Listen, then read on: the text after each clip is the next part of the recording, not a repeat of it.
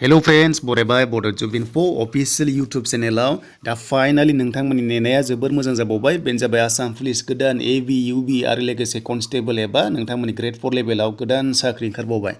दा लोगोफोर बे भिडिअखौ जोबजासिम नाय अब्लासो बुजिगोन नङाबा नोंथांमोना स्किप खालामबा आन्दायनो हागौ आरो हानायसेबां शेयार खालाम जाहाथे बयबो मिथिनानै अनलाइन एप्लाइ खालामनो हायो आरो बेनि एप्लाइआ दिनैनिफ्राय सोलिबाय आसा खालाम नोंथांमोना गोदानै फिन खनसेबाव एप्लाइ खालामबाय आरो बे पस्टआ 1000 नि खाथियाव दङ स' बिदिब्ला गोबाव खालामा जों थांनिफ्राय अफिसियेल साइटआव सोर एलिजिबल जागोन जों दानिया नायनोसै फैदो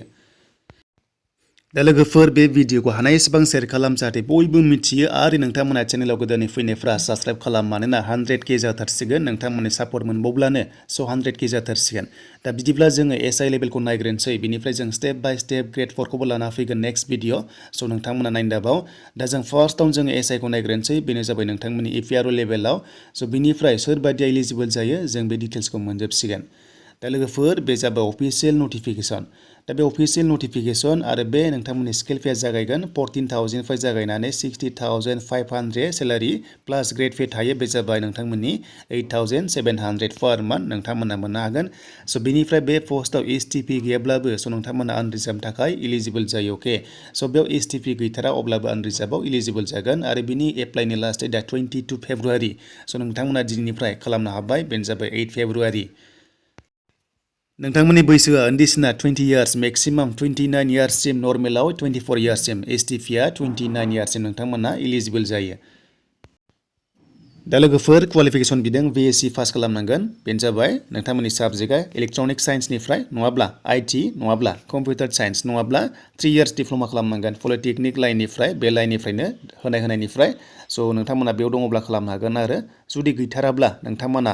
MCA खालामनाय दंबाबो हागोन आरो बे गैयाब्ला नोंथांमोना BE एबा BTech नोंथांमोना बेफोरबायदि होनाय डिप्ल'मा लाइननिफ्रायसो खालामनांगोन आरो अब्ला बे पस्टआव हागोन जुदि बेयाव आर्ट्स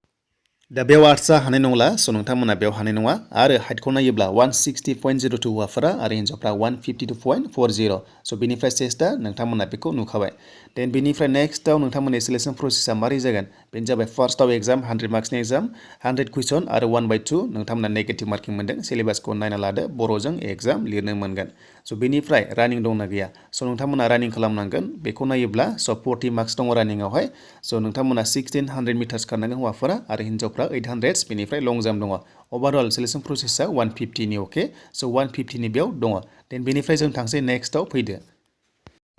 स' दानिया AV SI कमान्डो लेभेलाव स' कमान्डोआ गोदानै SI ओंखारदों बेनो जाबाय 42 भेकेन्सि दा सेम बेनि अनलाइन डेटआबो नोंथांमोना स्क्रिनाव नुखाबाय स' बेयाव भेकेन्सिया ओरैबायदि दङ नै बेनो जाबाय स्पर्ट्स पार्सन जाय नोंथांमोना स्पर्ट्स लेभेलनि अब्ला बे पस्टआव हागोन दा नोंथांमोना STPआव 7 मोनदों स' बेनिफ्राय नोंथांमोना फिमेलाव 0 मोनदों स' नोंथांमोना बेयाव नायदो 0 गोजा स' बेनिफ्राय फिमेलावहाय 0 देन बेनिफ्राय STPआव पस्टआ मोजां दङ दा बे पस्टआ जाबाय जायफ्रानोखि स्पर्ट्स पार्सन अब्लासो नोंथांमोना बे पस्टआव एप्लाइखौ खालामनानै लानो हागोन आरो दा माबायदि स्पर्ट्सनिफ्राय हागोन जों बेखौ नायगोन आरो बे जाबाय नोंथांमोना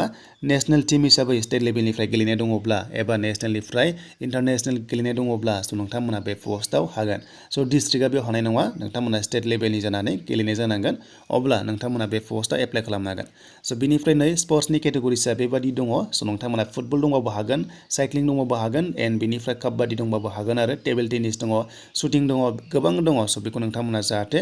नायो रेसलिं दङ उसु दङ बेनिफ्राय हकि दङ बेनिफ्राय काबाडि जुद' केरेट दङ स' बेफोरखौ दङब्ला स' नोंथांमोना बे पस्टआव अनलाइन एप्लाइखौ खालामनो हायो स' बेखौ नायना ला PDFखौ अब्ला साबसिन जागोन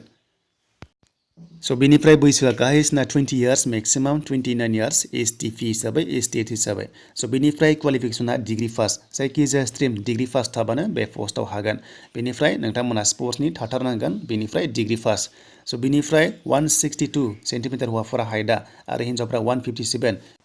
दा चेस्टआ 85 सेन्टिमिटार हौवाफोरा STPब्लाबो आरो एक्सपेन्ड खालामबा 90 सेन्टिमिटार जाहैनांगोन स' बेनिफ्राय ओभारअल सिलेक्शन प्रसेसखौ जों दानिया नायनोसै फैदो दा अनलाइन एप्लाइथ' जागासिनो दङ नोंथांमोना खालामनो हासिगोन दा फार्स्टआवनो एग्जाम जागोन 100 मार्क्सनि आरो नोंथांमोना 1/2 नेगेटिभ आरो मोनसे हाबानो 1 मोनगोन बर'जों एग्जाम लिरनो मोनगोन स' बेनिफ्राय फिजिकेला माबादि आरो साइक'मेट्रिक टेस्ट दङ बेवहाय स' नोंथांमोना फिजिकेल खारनांगोन बेनो जाबाय 4.8 नोंथांमोना रेस्ट खारनांगोन हौवाफोरा आरो हिन्जावफ्रा 2.8 खारनांगोन आरो लं जाम्पबो दङ प्लास साइक'मेट्रिक टेस्ट दङ अके स' नोंथांमोना फिजिकेलाव हौवाफोरा 80 आरो हिन्जावफ्रा 60 नि फिजिकेल लाइनावहाय एन्ड बेनिफ्राय एग्जाम दङ